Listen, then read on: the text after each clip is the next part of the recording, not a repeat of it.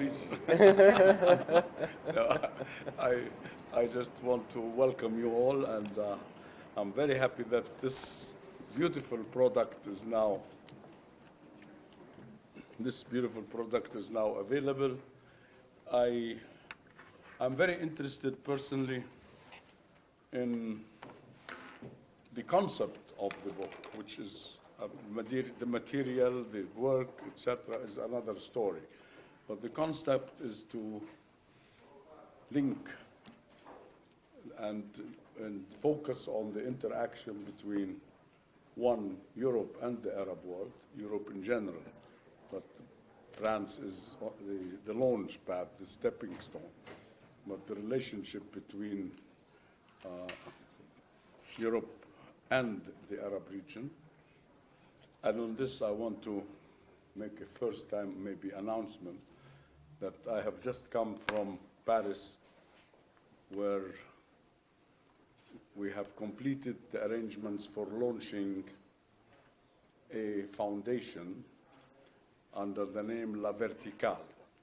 Mm-hmm. La Verticale means vertical in English, obviously, and it's a name proposed by the French leadership to link Europe, the Mediterranean, and Africa in an area of common cooperation, economic, cultural, educational, media, etc.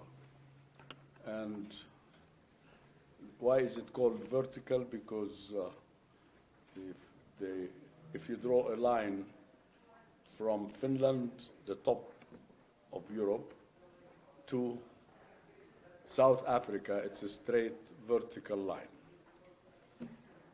And I was chosen to be the founding chair of this organization, which is already registered in Brussels under the auspices of the European Union. So the launch pad is the European Union. And the inauguration or the opening of the event to the world will be in December in Brussels. We have prepared, I have worked with the management of the project on preparing an invitation list from the 3 regions for the founders meeting, from Europe, Mediterranean, including all the Arab countries. We have agreed that when we talk about Mediterranean, we cannot choose some Arab countries and ignore the others. And accordingly, the second region, which is the Mediterranean, after our meeting last week in Paris, will be called Mediterranean and Arab countries and Africa. And we will have a structural board, a governance structure of 3 boards and the top board. This will all be developed in Brussels at the meeting.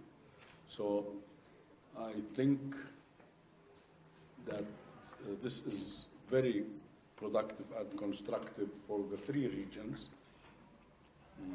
The Arab world is a catalyst between Africa and Europe. And we are very, so the concept of establishing this historic relationship between Europe and the Arab world, to me, is very important. I am also very interested in the fact that this focuses on the artistic and cultural aspect, which is very often ignored by politicians and by media.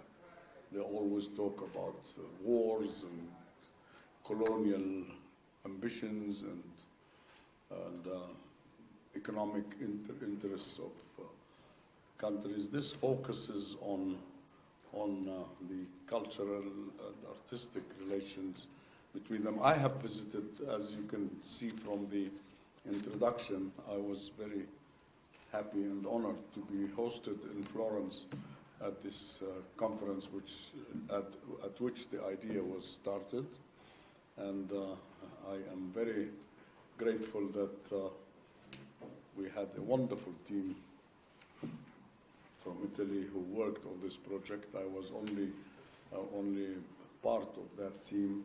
The work has been done by the Italian team, and particularly my good friend, the former ambassador of Italy, and that's why I'm dedicating the book to him.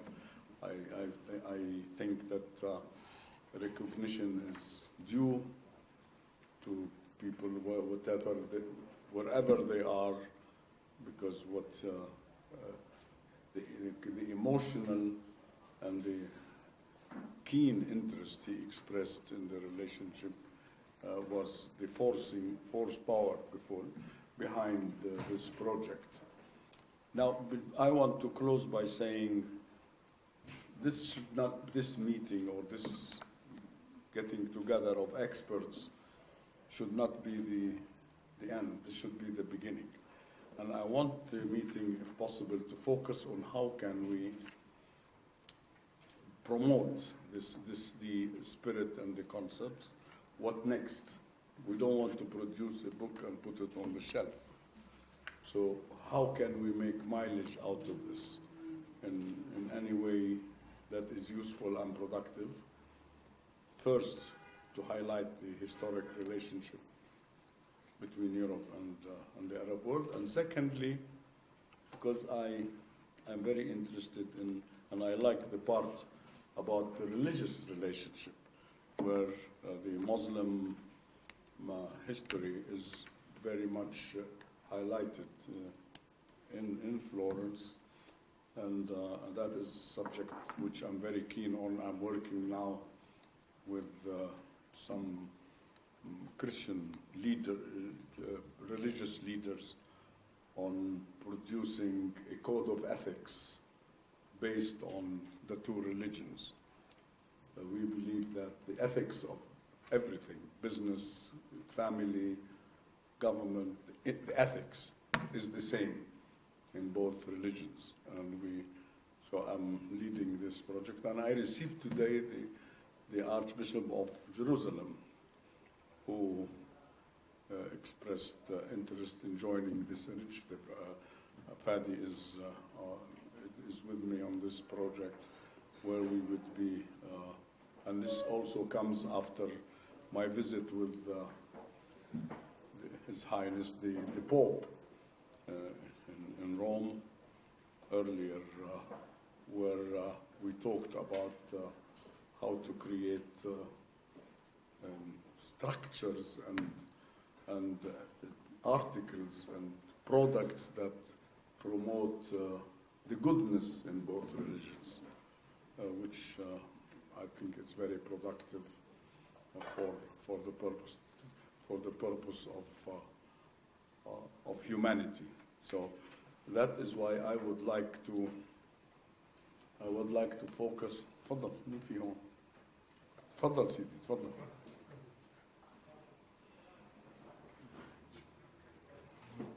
I would like to discuss, to hear some ideas how to promote the book and what the book stands for. Let's put it this way. How can we promote it and not just end this meeting by exploring it and considering that we have accomplished the mission? I would like to think that this is the beginning of a mission. So thank you very much, and I now leave the floor to you. Thank you. So, Your Excellency, okay, I don't know if it works, I can speak. Please. No, Your Excellency, we are really honored to be here today, to be, this one? Your Excellency, we are really honored to be here today for the presentation of the English version of the essential guide about Florence and Islamic culture. We are preparing also the Arabic version that we hope to be able to publish the next January. and of course it has been a great pleasure and a great opportunity for us to have you in Florence 1 year ago, a few months more than 1 year ago, last May, and to hear the beautiful lecture and speech that you gave to the Department of History, Archaeology and Geography at Florence University in front of our rector, but above all in front of our students, that they were really amazed. Also in our department we speak of culture, and it was so important to see how our knowledge can be of help also in the foreground of artificial intelligence and the development of world culture and human culture, as you were able to let us see in your visit.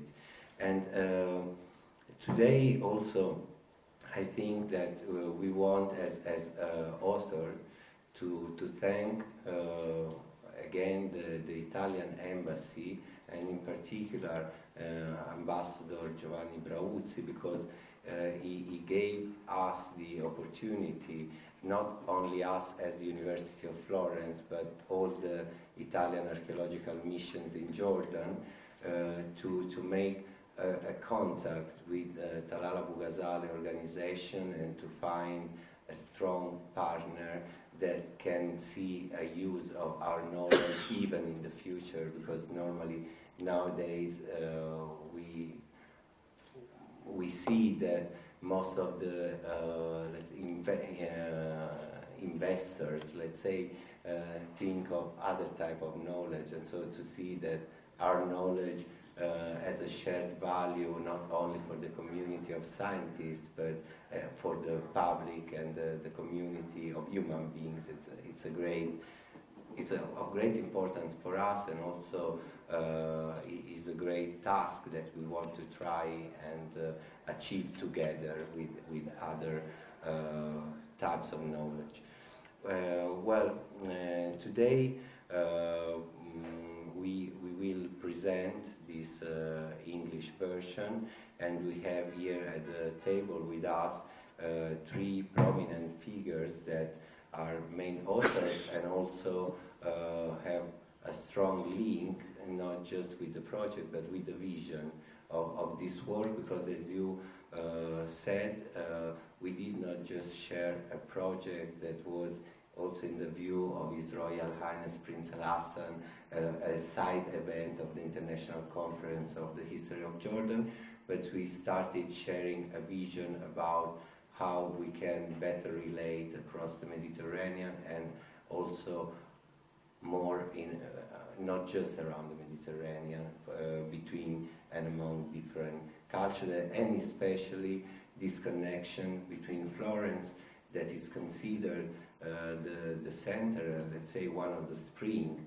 of contemporary Western culture, and the interconnection between Florence and Islamic culture, that through this small book, I mean, we want to present to the general public that normally come to Florence to look for the start of Western culture. Okay, we want also to show them that Florence was also a cradle of Mediterranean culture, and the Islamic culture was so important for the development also of Western culture. So, and here today we will have three presentations where we have Professor Guido Vagnini, who is the founder and the director of the University of Florence Archaeological Mission in Jordan, and he's been a pioneer in Italian archaeology in Jordan. Our archaeological mission is the longest international archaeological mission still operating in Jordan, and it started 33 years ago. And of course this is part of the involvement of our university. Then we will have a presentation of Professor Giovanni Curatola, who besides being one of the most prominent experts internationally and of Italy of Islamic archaeology, was also the curator of a very important exhibition that was staged last year in Florence, Islam and Florence, Collectors Between the Medici and the 20th Century, that somehow provided a great contribution to our work of publishing a small essential guide for the tourists of the new millennium to Florence and the Mediterranean. And finally, Dr. Elisa Bruno, who is a colleague and archaeologist, but she's also a board member of the spin-off company of University of Florence, Laboratori Archeologici San Gallo, who is specifically devoted to public archaeology. So to think on the possible uses of archaeological knowledge, not just for the community of archaeologists, but for general needs of present-day society. Thanking you again, and thanking all the excellencies and colleagues and friends and ladies and gentlemen that are present here today, I would leave the floor to Professor Guido Mannini. Thank you. I read it's better for you, I think. The first observation is that the itinerary of this guide, edited by the archaeologist of the first spin-off dedicated to the heritage of the Florentine University, starts from Amman for the sharing, even before sponsorship, of the project by the meritorious Talal Abu-Ghazaleh organization, to whose founder we owe all our gratitude. But now, some comments about a project that objectively is almost unique in its kind. Time and space, the parameters of history and archaeology, will help visitor to this Florence, discreet as it is surprising to follow the traces of a centuries-old Mediterranean relationship distributed through the streets of the city, where each place is a chapter of its own history, as in Europe only Venice could do at this level. This is far from being an absolute novelty.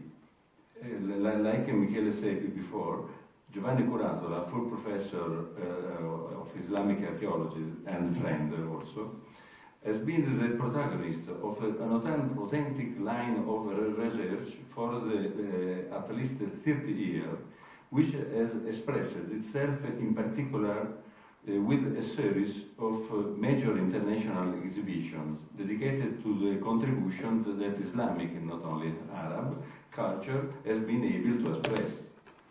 Nevertheless, within this specific attention, not always taken in its important historical implications, was addressed to the direct relations that Venice and later Florence directly entertained with the Near East. If we consider that there are two propulsive centers of entire European culture, what emerges is a potential of historical suggestive and updated interpretation for both sides of the medieval Mediterranean. The idea of this guide, which we think can be replicated, perhaps not in this extraordinary scale, also for other historic Italian and Mediterranean cities, takes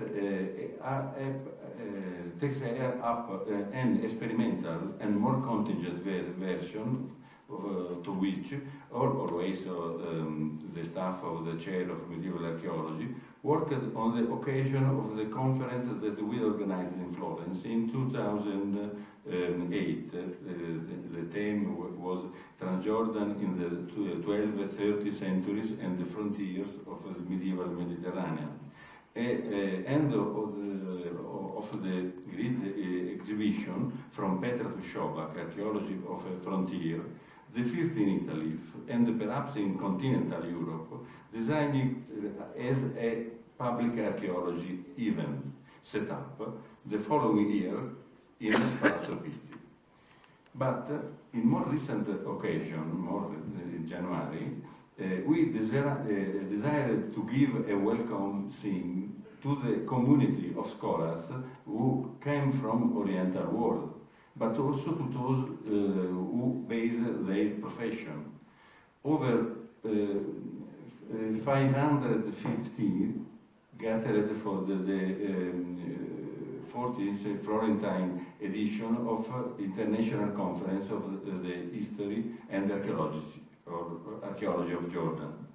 It not only to Jordanian friends, among other things, rightly proud of this great periodical initiative of the highest international level, starting 40 years ago, for the courageous and competent initiative of His Excellency Prince El Hassan, the only one organized by a non-Western country, but also to the Florentine, and not only, in a difficult moment where there are social tension, not always justified, and often instrumentalized for other purposes.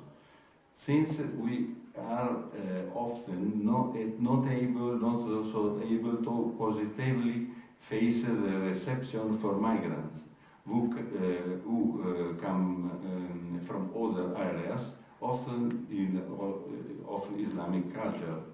And here, about this, Jordan could say a lot.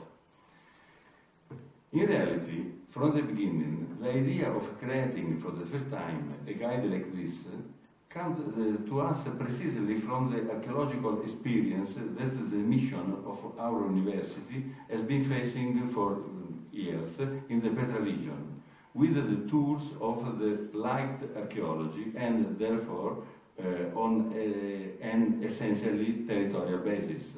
An archaeology that can include excavation, but which does not start from this. Time and space, we say, between archaeology and history, to try precisely in Florence to put in the ground one of the red wires of its medieval and modern, proto-modern history. Narrated the history of its relation with Eastern Islamic Arab Mediterranean and its surroundings, both spatial and temporal, following the plot of its traces, material traces, along the city streets, where each event found its topographical location, never random. It is not a question of exhibition artifacts. There are many splendid preserved in a collection of museum. These many metropolis, not only in Europe, can easily do so. But things of a very different type, you will find them by browsing these pages. Distributed in the original place of destination, church, public building, such a private residence, etc. In the entire urban fabric of the historic city, as well as the dimensions, the articulation of the finds, of the widespread iconographic traces, and the corresponding wealth of written documentation preserved in its splendid archive. Is our large collection, from Frederick Stilbert to Louis Carran or Giulio Franchetti, from Bernard Berenson to Stefano Guardini, are much more than acquired collection, as is customary elsewhere. They constitute a further chapter of this Eastern history of the city, which has given Florence much more than exceptional series of artifacts, but their very life In Florence they established their residence, and here they are buried. The result is the precise sensation of a harmonious canvas of a relationship that for almost a millennium has woven a plot of which we can now count out of awareness of a past on which to build scenarios on of the future for shared history. It was possible, it will be possible. Finally, we mentioned the medieval permission, which for us also means Shobha cattle. Well, after all, these two can be considered a chapter or at least a paragraph of this history of Mediterranean relations that this city has woven with the Arab Islamic culture in particular. In fact, started as an analysis of a case study centered on the multifaceted Euro-Mediterranean feudal society, here in this form of Crusader lordship. Research accompanied us by the hand until we immersed ourselves in a new history of the Transjordan region, in its Middle Ages, Ayyubid, and the early Mamluk. The time in the historical implications seen from this renewed East. It renewed thanks also to the political genius of Saladin, who was able to collect, reinterpreting it, part of the same legacy of the European feudal lordship, which had also politically demolished towards a Mediterranean West that is not by chance, and in the same sense, it is being renewed with the city returning to the center of the new society information, in the East as in the West, in the same years of the 30th century. A path that us, in a certain sense, brought us back to Florence, where arrived the products of the new affluent Islamic city founded by Saladin in the old Crusader Shobak: sugar, textile, carpets, perhaps so. But it's not just about trade. Maybe this is a concrete indicator of a common culture. If it is true, for example, that in Florence, in the Uffizi, you can find a 16th century portrait of Saladin in the pantheon of the late medieval and the proto-modern culture felt as articulated as Shara. Not only the caesura that we have touched on in the stratigraphy of Shobak Jaya, echo of the crisis culminating in the Ottoman conquest for the Arabs, what the Germans had been for the Romans, finds a confirmation in the traces that from the 16th century Florence continues to guard, but precisely now from and increasingly toward to the Turkish Ottoman War. Certainly, the history of Florence is full of well-known and solid political, literary, and civil relationship, from the page of Dante's Commedia to the stories of Florentine travelers from the second half of 14th century, just to exemplify. But it is the material presence, above all, that widespread in the medieval topography of the city, perceived with an and archaeological sensibility, which turned out to the surprisingly rich, so much so as to offer a visit, if not to an Islamic Florence, certainly in a narrow, qualified, widespread contact with this world. of such riches that we had to add the adjective essential to subtitle of the guide. In short, also in this way, acknowledge of history, even when it is surprising, scraped from interested stereotypes, and its wide diffusion as an antidote to its instrumental use. Thank you. We leave the floor now to Professor Giovanni Curatola.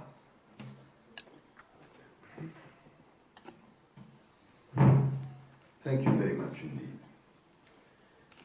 I am a little embarrassed because after what Guido Vannini, a very good friend of mine, has told you, he has already told everything. So the second one has nothing to say, usually. You are a typical artist. I'm adding some little things, little points. One starts with the figure of someone who is called like myself. I am Giovanni and Giovanni Brauzzi. So the ambassador, former ambassador to Jordan. And I believe that the fact that you had dedicated this book to him is because you recognized human values in him, more than his official position. Correct. And I think that this is very important. And my explanation for this fact is that it's so easy becoming friends of Jordanians. That it's your side which is so friendly and make hospitality something which is not hospitality. All of us of the Italian mission in Jordan, we feel at home. We don't feel to be foreigners here. We feel that we are part of a project, we are part of a common past. And I will follow also what Your Excellency has said, that when you face something like what we have done, which I suggest we can classify as a big success, because mainly in friendship again, there are two attitudes. The first one is being satisfied that you reach the target and that you are proud of what you have done. And this is correct. The second point is, as you already said, is thinking that this is an important issue and a new starting point. Not stopping with this, but going on, going further. We have done this, it's fine, we are proud, we are happy, and now, go on. I spent also almost 40 years of my life. I'm not so young as you think I am. I hope you think I am. And having the mission, in a way, not impossible, to put together my culture, my Italian culture, I am Florentine myself, with the Islamic culture. I tried to do my best last year with the exhibition I created last year in Florence, which is passing, is also the images of this exhibition, which was devoted to the collecting Islamic art in Florence. And the main point was the ruling family, the Medici, which acquired fantastic collections of Islamic art. Florence is a difficult town, you know. It's not easy, and it's not easy having such a large exhibition nowadays with all things which the fear that people have about Islam in Uffizi and in the National Museum of Bargello. And I think that it's fine. It has been, for the moment, the last big task I had, but I have new ideas. And shortly I'm telling you. I'm talking so much about the content of the book because you have the book, you can read by yourself. I mean, you don't need me to explain something more. I mean, of course, it's only a little part. It's an essential guide We have much more that we can tell, and the exhibition in Florence last year was telling many stories about different materials, pottery, metalwork, textiles, and so on. Florence, Venice, Italy, the Western world, and Islam. Just a question, why? Why Islam? What about China, for instance? I think this is an interesting point. I lived almost 30 years in Venice, and I can safely tell you that besides the name of Marco Polo was a 14th century journalist. Don't trust journalists so much, never. You know? You're like Donald Trump. I take as a compliment. I'm not sure it's a compliment. Anyway, Marco Polo, and so there are not so many traces in Venice about Islamic culture as we have in Florence. Florence has much more objects and collections and signs in the streets about Islam. And the reason, so again, why? Why did we have this? Is Islamic art. And is in what we have, the idea that we have about art, about Islamic art, which comes to us also through archaeology. It's not only what is the archaeology work, the architectural work, the restoration, Schauberg, everything. It's one subject. It's not divided in different things. And it's very close to us because human beings like beauty, and art is beauty. And besides these, also we have very common roots. But if I am going to speak about common roots, and these will be a very long talk, and I don't want to abuse about your time. The last thing which I was saying to you, you started with a very interesting point about this new foundation. The vertical is fantastic. I really appreciate it, and I think is what we need. Is something which really we need to do now.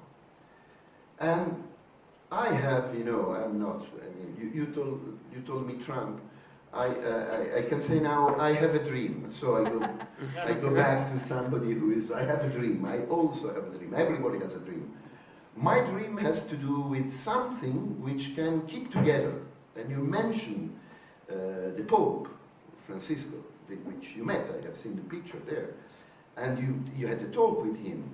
So my dream is, and I leave it to you to develop if you like, or to cooperate for if you like, is to make a big exhibition of art. I am specialized in exhibition of art. I work a lot about this, which has a title, which is Masterpieces of Islamic Art in European Cathedrals. We have plenty of material which is in churches and cathedrals, textiles, metalwork, pottery, and rock crystal, which is Islamic, but it has been kept as a treasury by Christians. So it's a meeting point, and I hope one day to see this project realized, maybe together with you. Thank you very much. At the Vatican? Whatever. Also in your place. Everywhere would be traveling exhibition, a peaceful exhibition, which will be the sign that we have so many things in common, which takes us together much more of what divides can divide Can you people. give me something in writing? Of course. When sure. I was in Florence, I was told that it was not Marco Polo who discovered America. How true is that? No, Marco Polo, not Colombo, you mean? Colombo. Colombo. Not Colombo. But I mean, how can you say that someone discovered something? The American Indians were still living there. I mean, it's what is discovery? What is somebody called Americo? Americo Vespucci. Ah, Vespucci. We have a bridge. I remember the fact. Yes. In please. fact, yeah. It is like that because when Columbus discovered America, he thought that it was in India. In fact, the one guy who first understood that there was a new continent was a Florentine named Amerigo Vespucci, and the name America comes from Amerigo Vespucci. So this Florentine gave his name to the continent because he realized that it was not India, it was a new continent. You find Florentines everywhere. How do you write his name?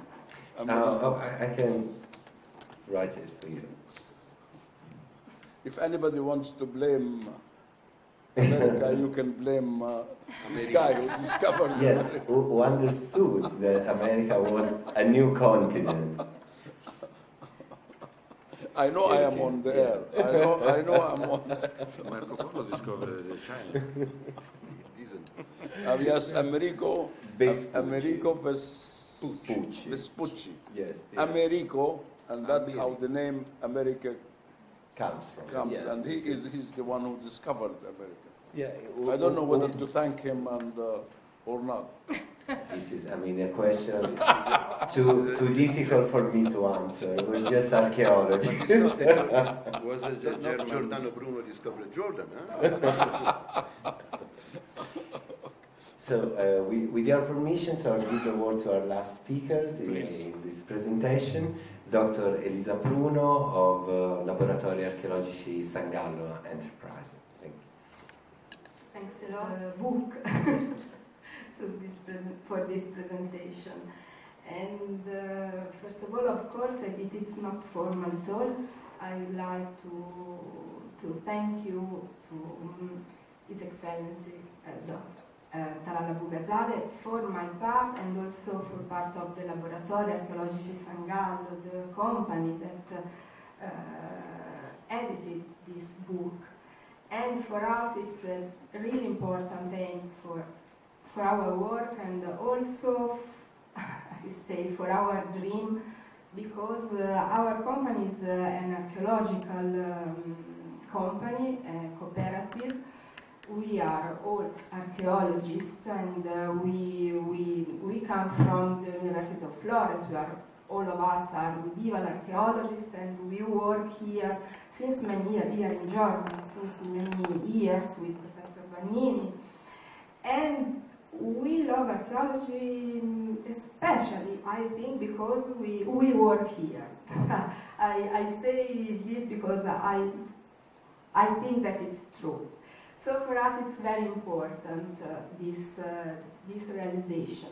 Then, because we work also for the heritage and in the line of public archaeology to work with the people that live in all the places. So for us, the connection with our work with, for example, museums, archaeological sites, and so on, and the people, it is the most important things to do two things. So this book is very important for us for this reason, and I arrived just for a while at the end, because in January this book will be translated also in Arabic. And this is very important for us, because for example, for the tourists, because we know we spoke some weeks ago at the Uffizi Gallery. This year there are a very important improvement of Arabic people. So it's very important for this reason, because there are many tourists from Arabic and Islamic and Arabic, I say, spoken people.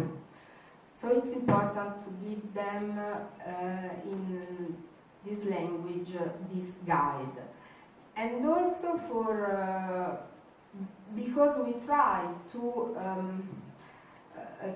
share this heritage with new citizens in Florence. new citizens that come from all parts of the world, and for us this is very I say maybe a main goal of us. What is this book? We choose 4 principal topics. First of all, of course, we are archaeologists, we work with materials, and we subdivided starting from the material, the main objects that are present in the museum in Florence. So, for example, of course, pottery, carpets, fabrics, and so on, of course, strictly connected with the production of Islamic world. The second theme is the relationship between collection and collectors, because starting from the Medici families, many people collected items start from this part of the world, and this connection, these links, it's very important also for example, for the history of the collectionism in Europe. It is a topic very important. In this chapter, in this way, we can also explain some connection with, of course, most important museums in Florence, like Uffizi Gallery, like Bargello, and so on, but also discover some museums, I say, more hidden than the others, like, for example, Stiebert Museum. Fred Stiebert, was a very important collector, so many things starting from China and everywhere in the world. So, and this museum, it is not so famous, not so famous, but it's like a gem, very important. Then I remember very well our visit at the Museo della Scienza in Florence, and Museo della Scienza in Florence, it is very important in this book, and for the connection with the Arabic scientists. And for example, there are many instruments like astrolabes and so on. So we choose to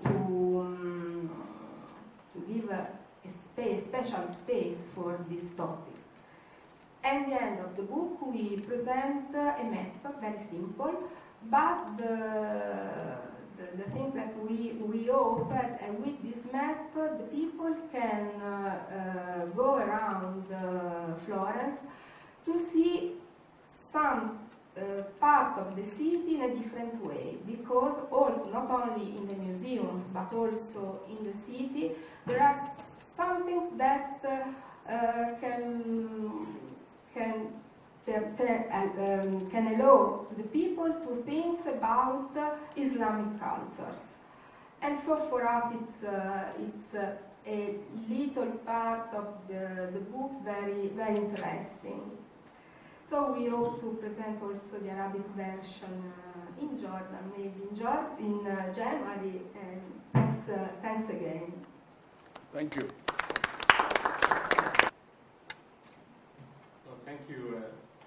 I'm Jakob from the Embassy of Sweden here in Jordan, and I'm fascinated by how much you've found in terms of European, Arabic or Islamic cooperation throughout the centuries. We have also, archaeologists in Sweden found 85,000 coins on this island of Gotland that were Arabic from the time when the Vikings were traveling to this part of the world. So it's gone on also to the very north of Sweden, of Europe. But I would like to understand the notion of Islamic culture as opposed to Arabic or Oriental, or I guess Persian is part of Islamic, but I just wonder if it's a religious definition or if it's a geographic or historic. It's from curiosity. Thank you.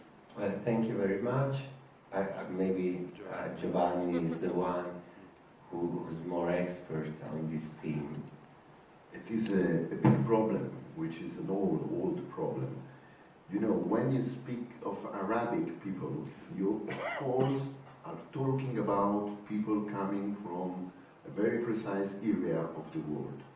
When you speak about Islamic culture, you're talking about a lot of other people who are not Arabians, but which, for instance, as you mentioned, Persians, Turkish people, the Mamluks were Turkish people ruling Egypt from 1250 to 1517. So the definition of Arabic is more strict.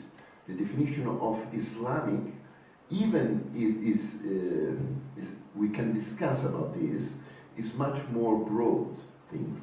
I teach archaeology and history of Islamic Muslim art, and all the time I say I invite very much my colleagues, which they are teaching history of French art. French art is a very little thing. Large thing, but little. Islamic work comes from Spain through all North Africa, have Sicily, then you have the Maghreb, you have Egypt, you have Saudi, you have Jordan, you have Turkey, you have Iran, you have Central Asia, you arrive to China.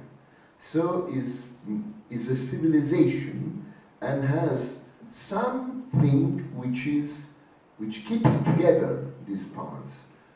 In architecture, I can speak about Mukarnas. The Mukarnas you find in Spain, you find in China. And the mosque is something, and you have several things which keep this. So I am not ashamed to say Islamic art.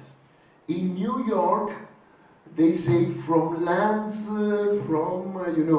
they use a different thing because they don't want to use the word Islamic. I have no problem in saying Islamic, as you can say that the major part of the art of Europe is a Christian art. Not all, but is mainly Christian art. I hope I answered to your question. It's the problem No, in Europe. I'm sorry. The main problem that Mike, does Mike, not and if you distinguish- please just mention your name so because everything is recorded. Dr. Rima Shoker I'm from working Jordan. actually in Belgium in a project. We applied for European project about the same issue, the transition period, as the Byzantine to Islamic, and how is to make the Belgian and especially the Flemish part, like to bring people together, the Muslim and the Flemish, through art, like to make them close to each other a little bit, hoping. And the main problem in the Flemish part, for instance, when you say Islamic art or Islam, they think the Pakistani is a Muslim, is an Arab. So they don't distinguish between the religion itself and the nation. Like I'm Arab, I'm Muslim, but the Pakistani is an Arab, the Iranian is an Arab, every Muslim is an Arab in their the way how they think. And I think in Sweden it's the same. Yes? No, some people probably don't. Yes, that's the main problem. Okay, let me, because you're talking to artists and scientists and archaeologists, and I will give you a simple explanation, which I can see from your body language that you didn't get a clear answer. I'll give you a clear answer. Islam is a religion. Arab is a nationality. It so happens that the religion was born in an Arab region, in an Arab community. So the Arabs were the first to become Muslims. And then, like every colonial, if you want to say, and I'm a Muslim, I can say this without being accused to being against Islam. The mission of Prophet Muhammad, who's an Arab, and his ambition was to go beyond the Arab world. So he went to countries like Turkey, Iran, Bangladesh, etc., and many other non-Arab countries. Now, talking politically, there are two organizations like the European Union. There is an organization which is called Arab League of Arab States, which is the Arab countries, but there is the Islamic countries organization, which also includes the Arab countries because they are Islamic. So the confusion is because many Arabs are Muslims. There are many Arabs who are not, but many Arabs are Muslims, and many Muslims who are Arabs. It is very difficult, and it's not correct, in my view, to try to distinguish culturally and historically between the two. There is an intertwined relation, like in Europe. You don't say German, French, etc. Yes, you are a nation, but in the end you are a continent of many countries with different languages, with different blood. So Arab and Islamic means those countries who are Muslim countries, and part of them speaks Arabic, and when you say Arabic, it means the language. We say Arab. Arab, yes. Arabs, many Arabs who are Muslims, and Muslims who are not Arabs, but are Muslims. So I think it's better and easier to look at it from geographic and political content, and not from religious or ethnic concepts. It's the region, the countries, and the languages. Very simple. It's not a matter of trying to define anything in the sense, if you look at the Persian carpet, it's very much like the Palestinian design on a dress. It's very much similar. It is a culture of countries in a region which includes Arabs and non-Arab Muslims. Okay? Please. Shortly. When we say we give the definition Christian or Muslim,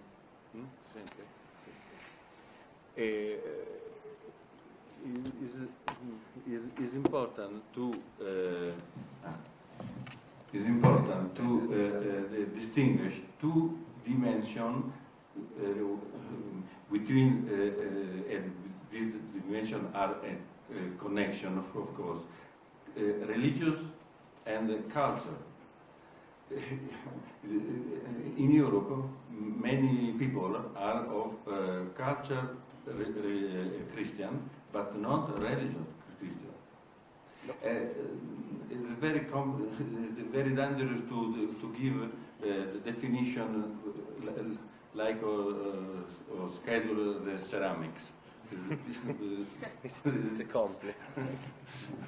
But I don't know if I may conclude or if there are other remarks on this. But my very short conclusion is that we really need tools like this and better tools that we have to think of, just because these issues are present day issues of the meeting of the peoples that we lived as in cultural islands for centuries, and today with the globalization we need to understand much better who are we, who is the man or the women next by, in terms of better interpreting the new future global community without losing, of course, our roots, but for a better understanding of the same. So to close, I would like to suggest that first, Rana, maybe you can work with our colleagues to prepare a press release on the event and on the book for have public awareness. Number two, that we arrange for the launch of the Arabic version.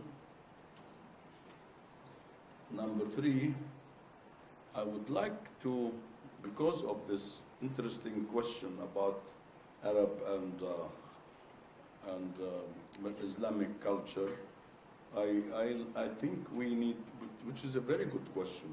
I will try to draft a statement explaining the interaction and why it happened. It's simply geographic, geography that forced the interaction, because the Arab countries happen to be in the midst of other countries and who became Muslim. So it is difficult to, it's not practical nor useful to distinguish. And that I like when this, actually the heading of the book is Islamic, but it is, and the book inside you will see Islamic and Arabic. Yes.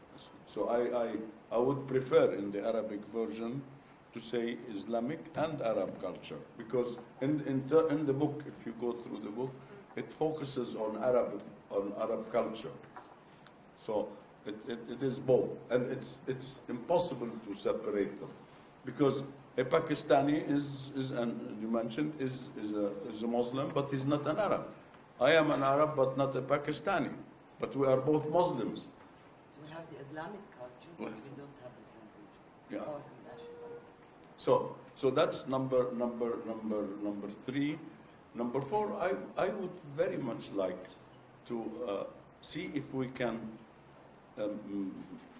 send this to all libraries in the region, and I can do that. We can do that.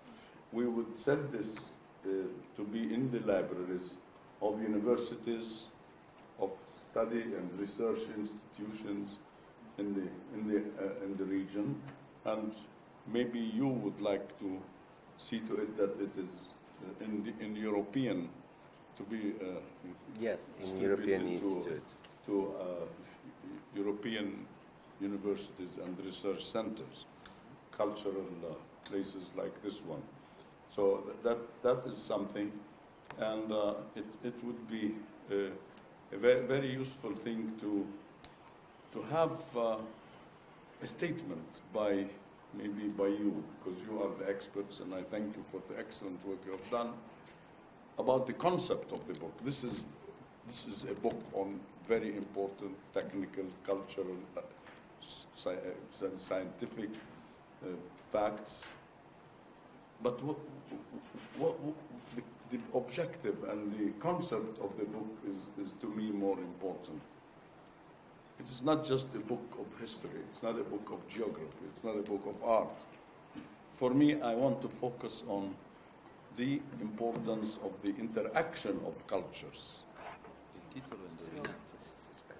So if we can have a statement that can be added and the press circulated, we would be doing humanity a minor service, because as some philosopher, a philosopher said, little is more. So we can add a drop in the ocean of better relations in the world. Thank you very much for being with us this evening, and I thank you for the excellent work you have done. I'm proud to have been part of your team. Thank you. Thank you very much. So it's Americo who discovered America. Who discovered America, okay?